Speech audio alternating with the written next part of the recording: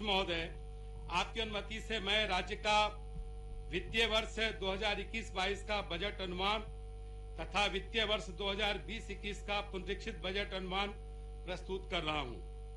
Budget वर्तमान एवं आगामी वित्तीय वर्ष का वार्षिक वित्तीय विवरण तो पेश करता है, साथ ही यह सरकार के आर्थिक कार्यावली की एक रूपरेखा भी प्रस्तुत करता है।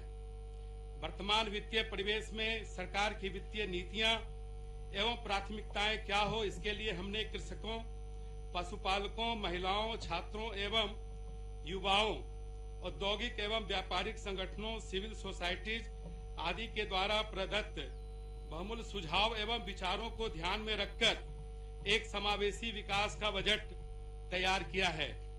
इसलिए अध्यक्ष महोदय, इस विकासोन्मुख बजट को एक नए नजरिए से देखने एवं समझने की आवश्यकता है। नजर को बदलो तो नजारे बदल जाते हैं। नजर को बदलो तो नजारे बदल जाते हैं। सोच को बदलो तो सितारे बदल जाते हैं।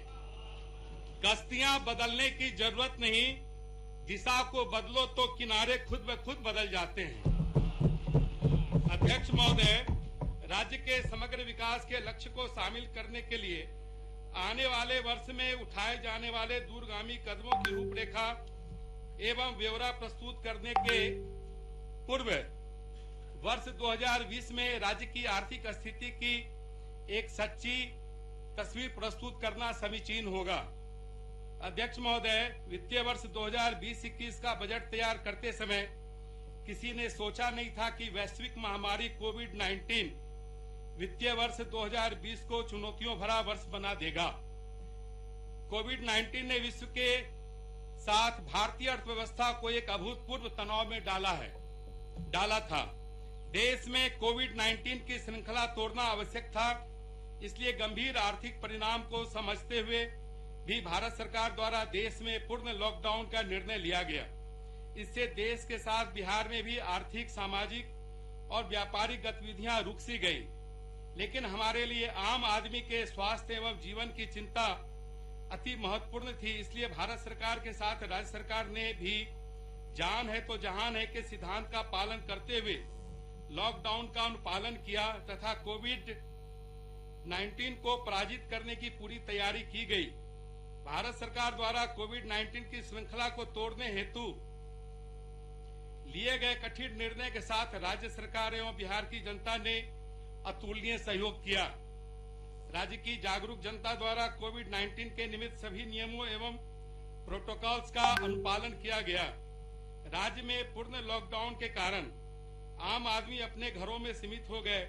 इससे गंभीर आर्थिक एवं सामाजिक समस्या उत्पन्न हुई।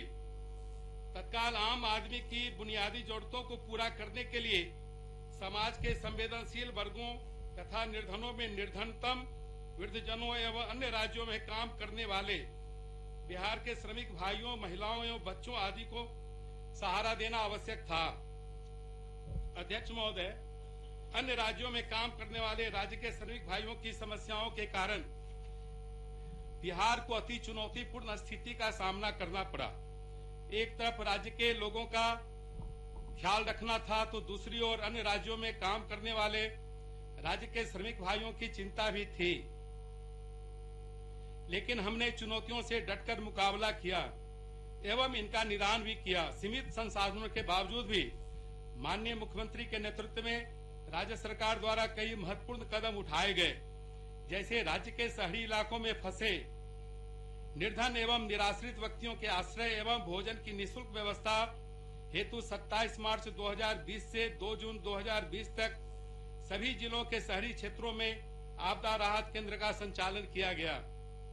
इन केंद्रों में 30 लाख से अधिक व्यक्तियों को निःशुल्क भोजन कराया गया। राज्य से बड़ी संख्या में कामगार भाई रोजगार की तलाश में अन्य राज्यों में जाते हैं। लॉकडाउन के कारण अपने घर आने हेतु राज्य सरकार के अनुरोध पर भारत सरकार द्वारा कई विशेष रेलगाड़ियां बिहार भेजी गई। बाहर से आने वाले लोगों को अलग ठहराने हेतु प्रखंड एवं पंचायत स्तर पर क्वारंटीन केंद्र स्थापित किए गए, जिसमें इन्हें 14 दिनों तक ठहराया गया। इनके खाने पीने की व्यवस्था की गई। 14 दिन के बाद राज्य सरकार द्वारा बसों से इन्हें अपने गृह प्रखंड ले जाया गया। इन केंद्रों पर 14.82 लाख निबंधित अन्य राज्यों में काम करने वाले राज्य के श्रमिक एवं उनके परिवार ठहरे। इसी प्रकार राज्य की सीमाओं पर पहुंचने वाले एवं दूसरे राज्यों में फंसे बिहार के श्रमिक एवं उनके परिवार के लिए आपदा राहत केंद्र स्थापित किया गया। क्वारंटीन केंद्रों में औसतन प्रति व्यक्ति 5,300 रुपये खर्च किए गए। कोरोना लॉकडाउन के कारण आर्थिक कठिनाई का सामना कर रहे गरीब लोगों को डीबीटी के माध्यम से 1.64 करोड़ राशन कार्डधारी के खाते में 1,000 रुपया प्रति कार्डधारी अंतरित किया गया। इस मद में 1,600 करोड़ रुपए से अधिक का भुगतान किया गया। लॉकडाउन के कारण राज्य के बाहर फंसे प्रवासियों के खाते में मुख्यमंत्री राहत कोष से प्रति व्यक्ति 1,000 रुपये का भुगतान किया गया। कुल 20.95 लाख लोगों को डीबीटी के माध्यम से करीब 210 करोड़ रुपए की राशि सीधे उनके बैंक खाते में अंतरित की गई। बहुत से श्रमिकों को विशेष श्रमिक रेलगाड़ी द्वारा राज्य में लाया गया। राज्य सरकार द्वारा टिकट भाड़ा तथा यात्रा मद में व्यय की गई राशि की प्रतिपूर्ति न्यूनतम 1,000 रुपया का भुगतान किया गया। इस प्रकार कुल 10.71 लाख कामगारों को 121.37 करोड़ रुपए वितरित किए गए। राज्य के वृद्धजनों को कोरोना अवधि में परेशानी का सामना नहीं करना पड़े, इसलिए राज्य सरकार द्वारा 3 महीने का वृद्धा पेंशन अग्रिम के रूप में भुगतान किया गया। राज्य में कोरोना संक्रमण के खतरा से निपटने हेतु संक्रमित लोगों की पहचान आवश्यक था। राज्य सरकार द्वारा कोविड-19 जांच अभियान के रूप में प्रारंभ किया गया। जांच के बाद कोविड पॉजिटिव मरीजों को पृथकवास में रखा गया एवं उनको मुफ्त में दवा भी दी गई। 12 सरकारी लैब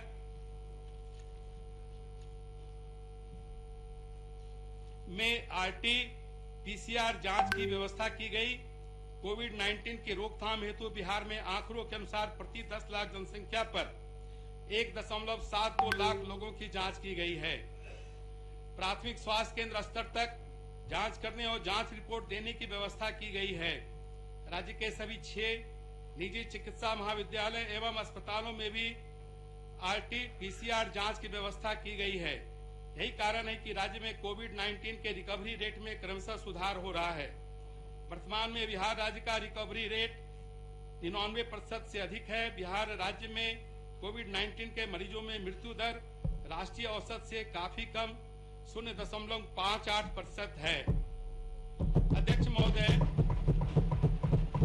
राज्य के स्वास्थ्य कर्मी, सुरक्षा कर्मी, सफाई कर्मी, प्रशासनिक तंत्र, बैंक कर्मी, बिजली कर्मी, स्वयंसेवी संगठन आदि की सजगता एवं अथक परिश्रम से राज्य में कोविड-19 का संक्रमण दर और मृत्यु दर काफी कम रहा तथा संक्रमण से स्वस्थ होने की दर भी अधिक रही। इस हेतु मैं आपके माध्यम से सभी कोरोना योद्धाओं को उनके अमूल्य एवं साहसिक योगदान के लिए प्रशंसा करता हूं तथा